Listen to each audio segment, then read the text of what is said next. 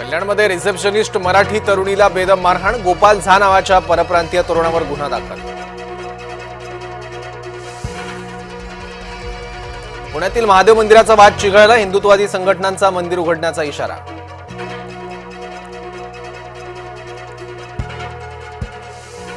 उच्च न्यायालयाच्या निकालाला सर्वोच्च न्यायालयात आव्हान, मुंबई लोकल साखळी बॉम्बस्फोट प्रकरणी राज्य सरकारची याचिका, याचिकेवर 24 जुलैला सुनावणी. मुख्यमंत्री उपमुख्यमंत्र्यांनी सांगितलं तरच राजीनामा, कृषी मंत्री कोकाटेंनी राजीनाम्याची शक्यता फेटाळली. कृषी मंत्री माणिकराव कोकाटेंवर मुख्यमंत्री नाराज. कदम खोटं बोलतायत, अनिल परबांचा पुन्हा हल्लाबोल, योगेश कदम यांच्याकडून परबांवर प्रतिहल्ला. सरपंच संतोष देशमुख हत्या प्रकरण पुढील सुनावणी 4 ऑगस्टला. पंतप्रधान मोदींकडून फडणवीस यांचं अभिष्ट चिंतन, शरद पवारांकडून फडणवीसांवर कौतुकाचा वर्षाव.